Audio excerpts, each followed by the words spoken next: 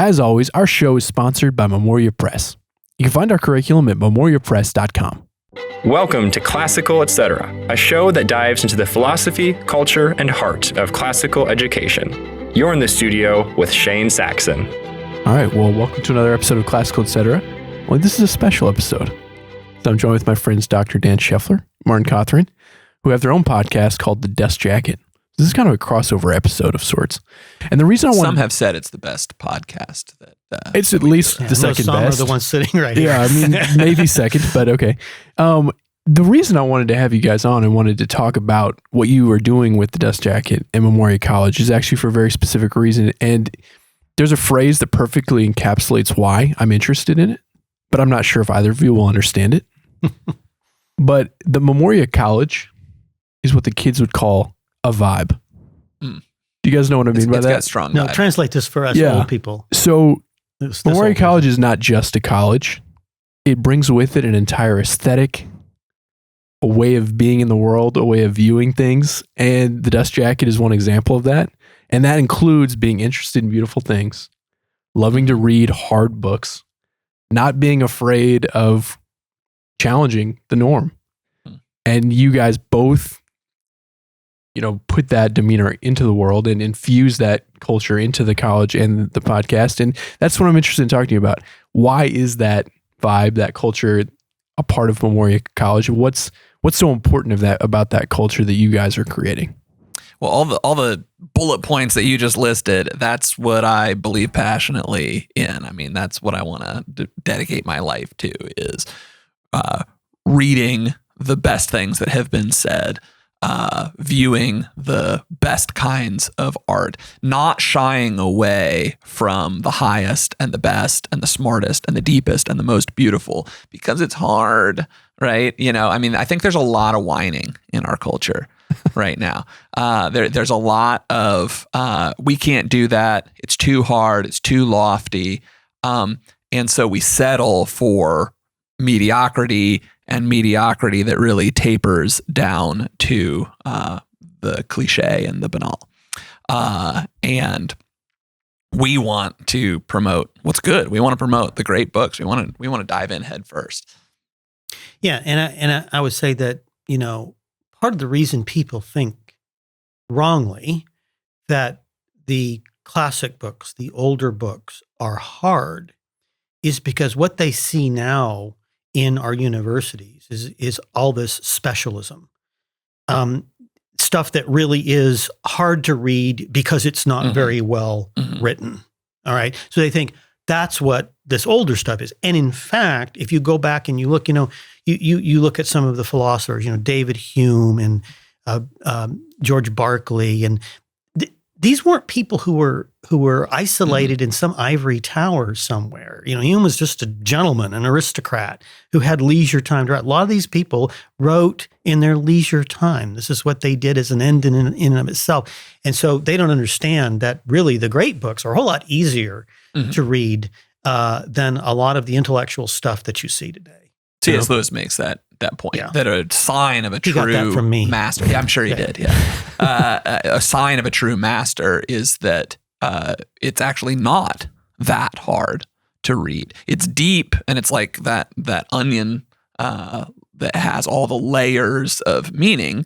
Every time you can read it over and over and over again, and it's still good, but it's not hard.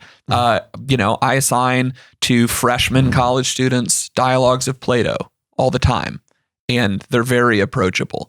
And yet I'm still coming back to them 15 years after being introduced to them and still finding depth of meaning. Yeah, Plato's a lot easier to read than his modern commentators. Absolutely. We'll put it that way, yeah. I found that something to be similar, but don't you think that the hardness sometimes comes in from the amount of prerequisite information or the things alluded to that also aren't necessarily hard in and of themselves, but are just things that if you don't have sustained attention and patience, you're not going to be able to access these kinds of books? Isn't that part of what your guys' program is trying to do is give them the reference points, right, so that they can read these books? That's why all of our core classes are survey classes, really. And we go all the way from the ancient Greeks to the modern world on a certain topic, say political and social philosophy or imaginative literature, something like that. And the whole goal there is to give the students the wide breadth of knowledge of the whole tradition rather than, a very narrow knowledge of just one single work. Because from there, if you have that broad knowledge, you can dive in to that conversation at any point, and you're going to be a lot better equipped to know what people are talking about and what all these references are. I mean, the problem is people just don't read as much as they used to. It's not that they're not reading hard enough stuff to prepare themselves for this stuff. It's just that they don't read a lot. I think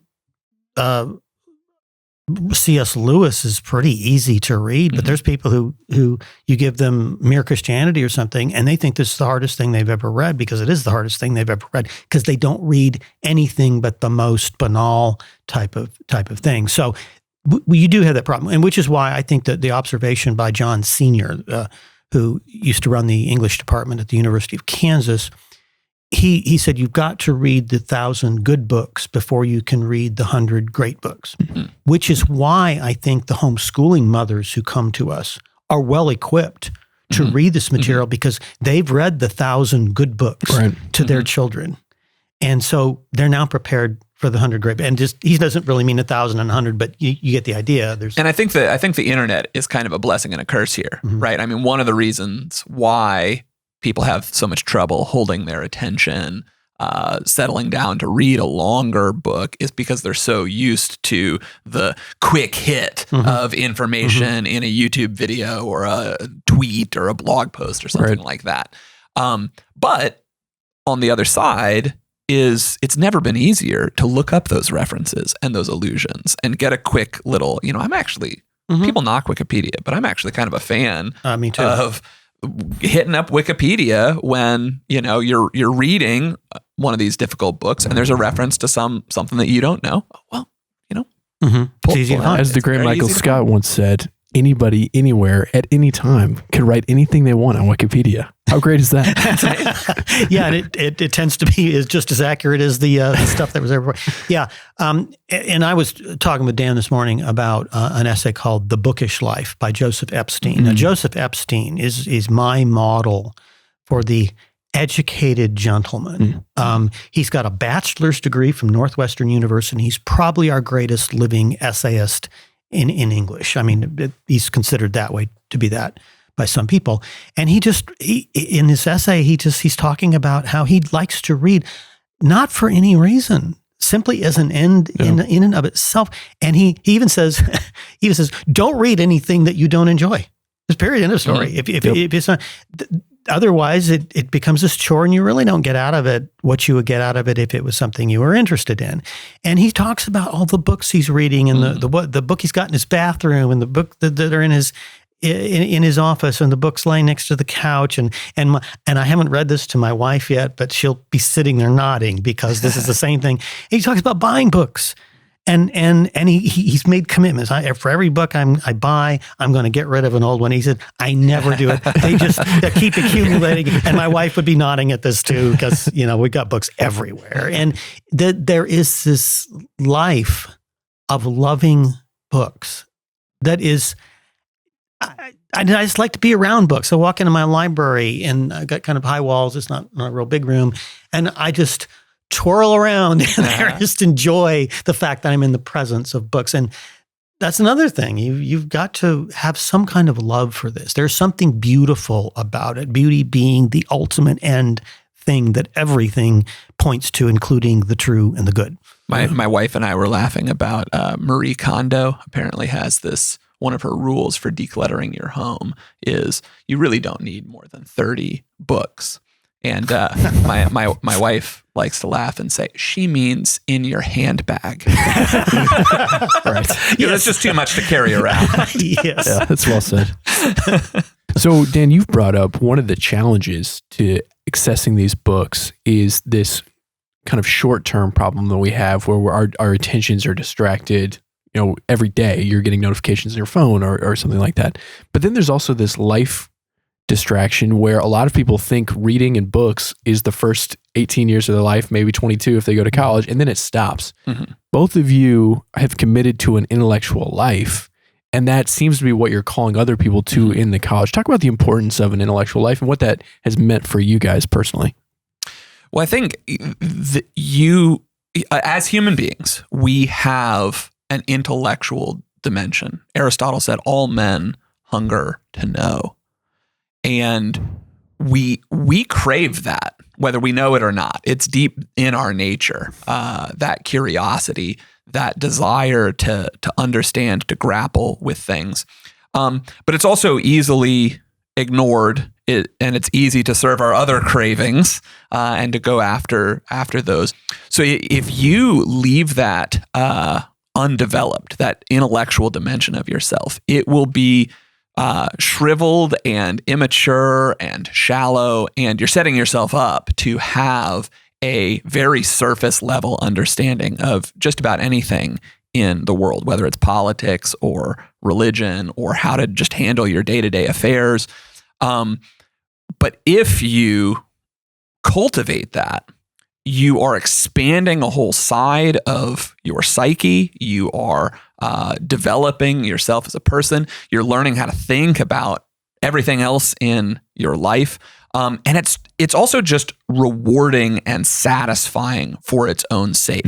The intellectual life is something that is beautiful, and the objects of the intellectual life, the books themselves, the literature, the philosophy, the theology, the history, it's just intrinsically worth thinking about and occupying yourself with. I think one of the things that Joseph Epstein says in The Bookish Life is he says, what else are you going to do with your life? Yeah. You know, like how else are you spending your time that is this rich and rewarding and intrinsically beautiful? And we're always being asked basically to give you utilitarian reasons for what we do. I mean, I find myself doing that with classical education all the time. They want utilitarian reasons for an anti-utilitarian thing. And I feel that when people say, well, why should I read?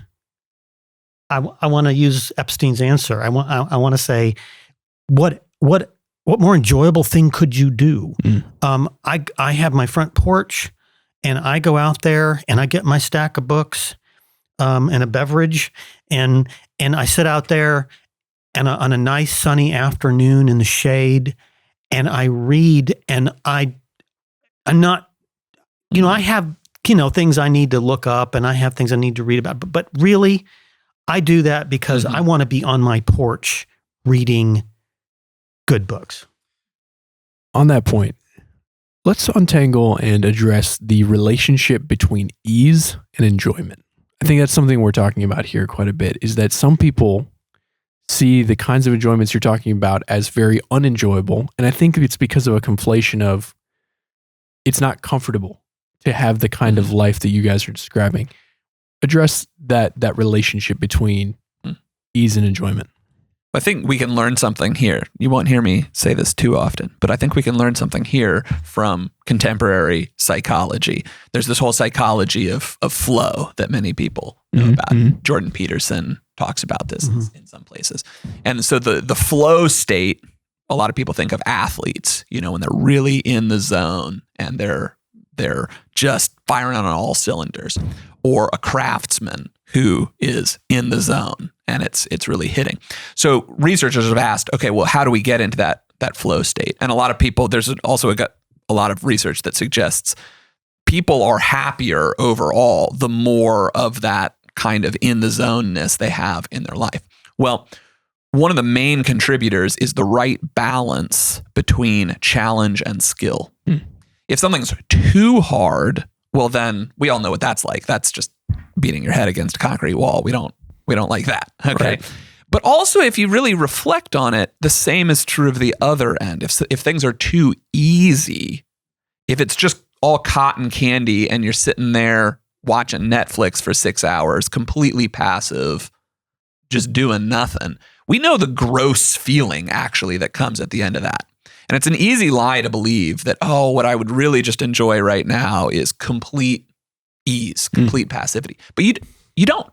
We don't. as humans. We enjoy the right balance of challenge and skill. So we at Memoria College, we're trying to develop that skill to incrementally raise your ability to engage with the great books by having these kinds of classes that introduce it and have those conversations, give you that survey, give you that broad overview, so that you now have that skill to go and do something that is difficult, and you can do it. And there's that sense of deep satisfaction that comes from doing something that's difficult.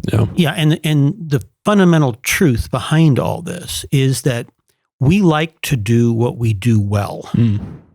And if it's, and the more fundamental that thing is, the more it speaks to our own humanity, we're going to like that more, and we're going to like that better the better we do it. You know, you get more and more interested in knowledge by knowing more. The more you have, the more you want.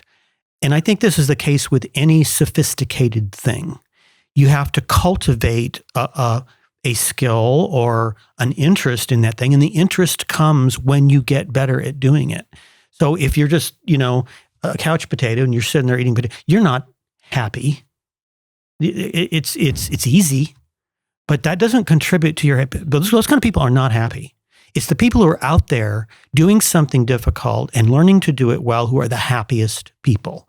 And to do something that is spiritual and intellectual, which is a high form of humanity. It's what all humans are really designed to do. To do a thing well that you're designed to do is even better. And there's also a paradox of happiness, pleasure, and enjoyment. We all know that when we aim straight at just our own pleasure and our own enjoyment, it actually ends up being pretty miserable. Right? You end up making yourself sick eating a whole bag of jelly beans, right? But a couple steaks on the other. Just a couple. When you aim, instead of directly at your own happiness, you kind of allow that to take a back seat, and you aim instead at something that's intrinsically beautiful, something that is in itself worth doing, an activity that is meaningful. It ends up that you actually end up pretty happy. Yeah. Another way to illustrate, I think, the concept that you were talking about, Martin, about the way that sometimes appreciation as skill that's developed could come from the world of sports. There's certain people who would say, I don't like sports. I'm the kind of person who doesn't like sports. Or for me, I'm a sports fan, but I don't like NASCAR. And I could say, I just don't like NASCAR. But the reality is, I don't like NASCAR because I don't understand engines, or I don't understand the kind of craft that they are practicing on that in that arena. And if I did, I would probably be able to cultivate an appreciation of it. I think Brady likes what he does as a quarterback. Right. I think that he really enjoys that, and he enjoys it more than most other players do, even because he's so good at it. And he is good. And I think my point is that anybody could cultivate an appreciation of that, not just those who have this proverbial disposition for sports, if they applied themselves to it. And that's the argument in some ways that you guys are making, is that this I'm not a bookish person disposition is in one sense chosen, and that you could choose another disposition. So what you're doing at the college is helping people to choose that disposition, right? So talk about the ways that you are doing that. Well, I think one of the big ways is simply introducing people to the primary texts, because a lot of people, they've heard the names Plato, Aristotle, Kant, Jane Austen, but they haven't ever experienced any actual familiarity or direct contact with these minds, and so they don't know where to start, right? And there's kind of this big, vague list in a lot of people's minds of, Western literature, the Western tradition, or these kinds of hand-sweeping phrases.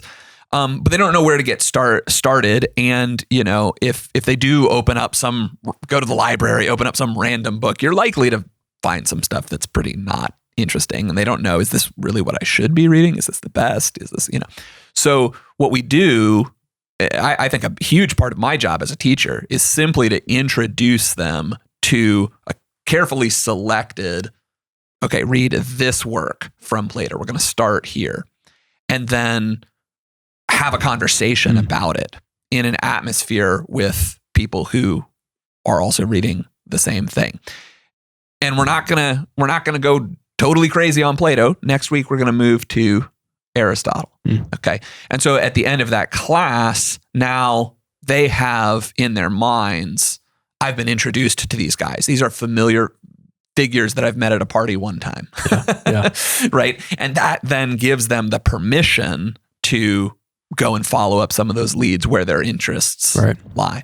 Yeah. And I think being able to do that in a community of some kind. I mean, our classes are very discussion intensive, and to be able to not only read it, but to read it and then discuss it and hear, 5 other people saying what they got about it. And that may have been something that you got out of it too. And so that excites you, or they may see something you didn't see and that excites you too, because you didn't see it and now you know that. I think it's really important to do this in a community of people who all are interested. There's, our students are interested. They may not, they know that there's a lot they don't know, but they want to know more.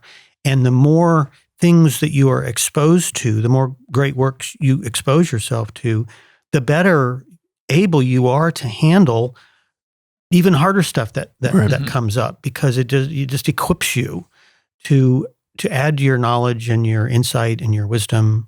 And I think that's I think in this internet culture that we have, where, as you were saying earlier, people don't read. If you are the kind of person who is interested in depth of knowledge, depth of understanding, it can be very isolating. Potentially no one in your circle of friends, no one in your church community wants to sit down and talk with you about these things. And so I think it's a huge resource for the students to be able to meet other people from all over the United States. In fact, all over the world. We have some international students that want to sit down and talk about deep stuff. And it seems like that passion to provide people a community to have intellectual discussion comes out of your personal lives, and that, Dan is unboundingly generous to us, and he has guys to his house regularly to read and discuss these kinds of things. Selfish. Yeah, I mean, I know that because I just want people to come over and talk about books with me. Yeah, exactly. So talk about why you enjoy that and what it seems like that's coming from really just this whole part of the college is just you guys being selfish is what I'm trying to get at. Entirely selfish. Yeah, really. I just, I was very lonely as a child. I didn't have any friends and was bullied. And now I'm just so excited that other people want to talk about books with me. No, but I joking, not joking, that it is kind of unselfish, because I love sitting down with these college classes and meeting these students. And I'm thrilled to talk to adults that actually want to talk about Dante or Gulliver's Travels or whatever it is that we're reading that night. That doesn't feel like work to me. I think we had another podcast episode on leisure, in which I was joking, not joking, that my whole goal in life is to make all of my work life into leisure, to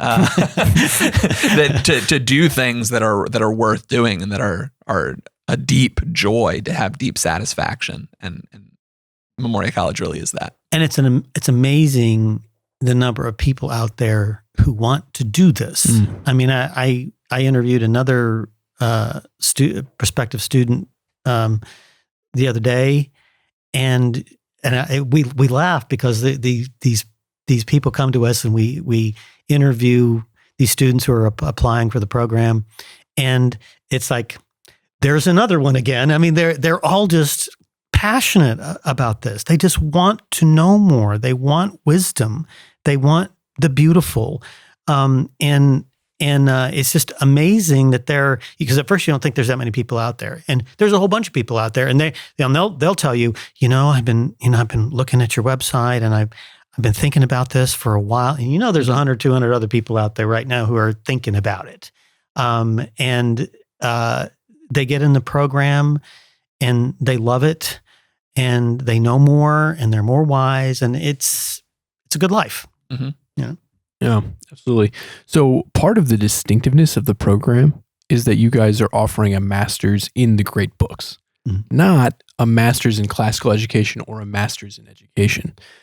And we as a company have made that decision, not just the college, but even as a schools division that I work in, and a place that provides curriculum to homeschoolers that we hope go on to do graduate studies intentionally, because we would rather they do a master's in great books than a master's in education, even if they're teachers. Defend that. Martin and I were just talking about this morning, that, in the classical world, what classical education often means is precisely not being focused on the method of education. That what makes classical education classical is a focus on the content. And we have far too many teachers that have all kinds of knowledge about the latest fads and educational theories and learning styles and why you should put your students in little pods and rather than circles or whatever the latest seating arrangement fad is. But they don't know anything about the science that they're teaching, or they don't know anything about the literature that they're teaching because they've never read deeply in that tradition. That's exactly right. I mean, the fixation, what William Barrett called the illusion of technique. We're so focused on methodology, we're so focused on technique in our schools that we're forgetting what it is that we're supposed to be teaching them. And I just recently gave a pedagogy talk, is what Dan and I were talking about this morning, to some charter school teachers, and my message was basically classical education is not real interested in pedagogy. I mean, there's a few things, and there are things that just common sense things that pertain to the content, such as really if you were to come up with a technique of a pedagogical technique that's classical, it would be imitation of great things. But that's really a content thing. So, you can read your Piaget, you can read your Benjamin Bloom and your John Dewey, but it's not going to help you do what really needs to be done. Yeah. One of the projects of the college is the dust jacket. I'm going to call it the project of the college, even though it's really just your project, but it extends we are the college. from the college very naturally. Talk to me about the genesis of that idea and what you guys are doing together on that podcast. Well, we're trying to be this is the point I was just making. We're trying to be text intensive. We're trying to focus on a book and to talk about it. We have one coming out on Gentleman in Moscow by Amor Towles, who I think is one of the really great contemporary novelists. And he's written a couple other books. His newest one is The Lincoln Highway. But it's just got all these aspects to it that can come out in a discussion. And when you're doing these podcasts, you come up and you got your notes and you got the questions you're going to ask. But the fact is, when you get into the discussion, as you know here probably, 12 other things turn up that are worth exploring. So that's the way our podcasts go. But I think just focusing on books themselves, this is the whole focus of the college, rather than going round and round about. we do a few thematic things, but even those are really focused ultimately on some text somewhere. So it's just another way to focus on books. And I think it's important that we're diving straight into the real books, the meaty books, the primary source type books, the not books about books or books about ideas. I think there's a lot of podcasts out there that are sort of podcasts that are introducing you to a certain subject matter or giving you kind of the dummy's guide to X meta content. And I have students very frequently that come to me saying, well, before I go and read Dostoevsky, is there some kind of dummy's guide that I should look at or some kind of introductory material? And I'm always telling students, just go for it. Just let's dive straight into the meat and let's talk about it. Because why would you want to read another book on top of Brothers Karamazov? I made the mistake one time at a convention. I was in one of our panel discussions, and one of the other panelists was recommending Chesterton. And I'm thinking, that's going to be drinking from a fire hose for a lot of these poor homeschooling mothers. And I said, well, I would recommend before you read Chesterton, read C.S. Lewis. That's not a, and then I said, because C.S. Lewis is Chesterton for dummies. And there was this grumble in the audience. And then I had to explain what I meant by that, just that he's a simpler writer. He's more straightforward. He's one generation closer to us. So he's going to be easier to read. And yet he's talking about the same things Chesterton's talking about. So yes. I think there is a way to ramp up difficulty, but you can still, in the earliest stages of that, you can still be reading substantive, meaty content, not blog post summations. Yeah. Sure. To round it up, I'm interested to hear about the classes that you guys are teaching or will teach, and any just reflections on your experience as a teacher in the Memoria College setting, having been teachers at many other posts before. What makes it unique and what have you enjoyed about it? I can answer the first question first, because I've taught at a number of different places, University of Kentucky, Asbury, Georgetown. And it is like amazing, night and day, coming and teaching at Memoria College. Not that my experience in those other places was horrible, but when you're in a big state school like the University of Kentucky and you walk in to teach an introductory philosophy class with a bunch of freshmen that signed up for it because they have to, you might have that one nerd that's actually interested and wanted to take the class. And most of the kids never do the reading. You've got to do a whole lot of work at the beginning of class as a professor to even motivate. Why are we even having this class? Why should you even think about philosophy? Why is philosophy even a thing? Why should you read at all? Why should you care about not being a moron? Like you have to like be a salesman for half the time that you are in class. Whereas when I walk into Memoria College classes, all the students are adults that wanted to be there and paid their own money to be there, not, daddy's money or Uncle Sam's money. And they have done the reading and they're eager and they come with great questions. And there's like this amazing conversation and they're pointing things out to me in the text that I didn't see. And it's just a fantastic community and a fantastic experience for me as the teacher. Yeah. I mean, I'm teaching a couple of courses this summer, two that we teach every year, one on the philosophy behind classical education so that people can, really, we really need as a movement to understand what we're doing and why we're doing it better. And so that's what that class is for. And then one on pedagogy where I'm going to talk, you do have to deal with all these modern philosophies of pedagogy, and you have to kind of show the difference and why classical education has a different view on this. And then you just some topics like, talking about the importance of knowledge. And so we do a little E.D. Hirsch, who's really the go-to man on that. And then we talk about the reading wars and the math wars and what's the ideology behind not teaching phonics and teaching whole words. That there's a principle, there's a distinction behind that. We talk about that. Same thing with the new math, which we have a new version of every few years. And then I'm doing a new course this year on G.K. Chesterton's Orthodoxy, which I've read more times than I can count. Chesterton was the formative influence on me. I really got my education by reading Chesterton, finding him in the college library and following the references. And that led me. That's what led me to the great books. Yeah. So here's the real question. Where's the Memoria College campus going to be built? When are we going to get off Zoom and get in the classroom? Well, I've been told to keep my eyes peeled for one of these old stone churches downtown that's like, the congregation is about getting ready to sell it. And, if I can find one of those, we'll snap it up. Yeah. Well, it's we were wanting to start this and then COVID hit. And we realized that was going to change a lot of the way we were doing things. And that it also really allowed us to start now because everybody was on Zoom.